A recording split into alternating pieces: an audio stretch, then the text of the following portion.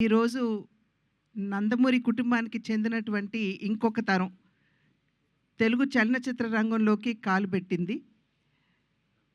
సాధారణంగా కళాకారుడంటే తపస్వి కింద లెక్క.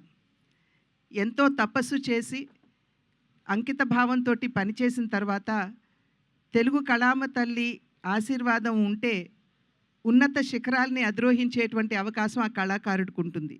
ఆ కళ ఏదైనా కావచ్చు, నటన కావచ్చు, సంగీతం కావచ్చు, నృత్యం కావచ్చు, శిల్పకళ కావచ్చు, చిత్రలేఖనం కావచ్చు, ఏదైనా సరే. మా తరానికి ముందు తరం నందమూరి తారక రామారావు గారు. నిజంగా ఆయన ఒక కళా తపస్వి. ఆయన క్రమశిక్షణతోటి, అంకిత భావంతోటి తన జీవితాన్ని చలనచిత్ర రంగానికి అంకితం చేసినటువంటి సందర్భంలోనే ఇవాళ చలనచిత్ర రంగంలో వారి పేరు స్వర్ణాక్షరాలతో లిఖించబడి ఉన్నది. తెలుగు చలనచిత్రం ఉన్నంత వరకు వారు చిరస్మరణీయులు అనేటువంటి విషయం మనం అందరం గుర్తించవలసినటువంటి అంశం. ఆ తర్వాతి తరానికి వచ్చేటప్పటికి నందమూరి బాలకృష్ణ, నందమూరి హరికృష్ణ గారు వారిరువురు కూడా చలనచిత్ర రంగమే ఉచ్చ నిశ్వాసలుగా తెలుగు కళామ తల్లికి సేవలు అందించినటువంటి నేపథ్యంలో వారు కూడా తెలుగు చలనచిత్ర రంగంపై చెరగని ముద్ర వేసినటువంటి విషయం. ఆ తరువాతి తరం నందమూరి కళ్యాణ్ రామ్, నందమూరి తారక రామారావు వారు కూడా అంకిత భావంతో పనిచేసినటువంటి సందర్భంలో వారు కూడా చలనచిత్ర రంగంలో తమ ఉనికిని చాటుకున్నటువంటి విషయం మనందరికీ తెలుసు.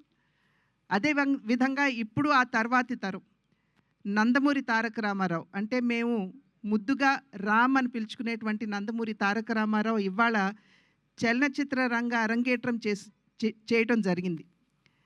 ఆ బిడ్డకి ఖచ్చితంగా తెలుగు కళామ తల్లి ఆశీర్వాదంతో మా తండ్రి గారు నందమూరి తారక రామారావు గారి ఆశీస్సులు, అదేవిధంగా మా అన్న నందమూరి హరికృష్ణ గారు తప్పకుండా వారు ఇందాక చెప్పినట్టుగా ఆయన ఆకాశం నుండి తన మనవణ్ణి చూసుకుని మురిసిపోతూ ఉండుంటారు. అదేవిధంగా జానకిరామ్ యొక్క ఆశీస్సులు కూడా ఖచ్చితంగా రామ్కి ఉంటాయి అని చెప్పి విశ్వసిస్తూ మా అందరి ఆశీస్సులు కూడా ఎప్పుడూ కూడా అతనికి ఉంటాయి అని చెప్పి తెలియజేసుకుంటున్నాను.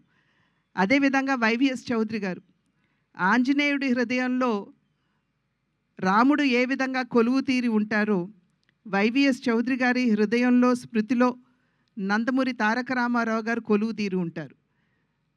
ఆ నందమూరి తారక రామారావు గారి పట్ల వారికి ఉన్నటువంటి పూజ్యభావాన్ని తెలియజేసుకుంటూనే ఎన్టీఆర్ అనేటువంటి బ్యానర్ తోటి, అంటే న్యూ టాలెంట్ రోర్స్ అనేటువంటి బ్యానర్ తోటి వారు ముందుకు రావడం, దానిలో నందమూరి తారక రామారావు అంటే రామ్ని వారు పరిచయం చేయడం, ఈ కార్యక్రమానికి వెన్నంటి తన సహకారాన్ని అందిస్తున్నటువంటి యలమంచి గీత గారికి కూడా నా యొక్క అభినందనలు తెలియజేసుకుంటూ, శుభాకాంక్షలు తెలియజేసుకుంటూ, ఖచ్చితంగా ఈ సినిమా అద్భుతంగా రాణించాలి అని చెప్పి ఆ భగవంతుడిని ప్రార్థిస్తూ రామ్కి మా ఆశీస్సులు ఎల్లప్పుడూ ఉంటాయి అని చెప్పి తెలియజేసుకుంటున్నాను.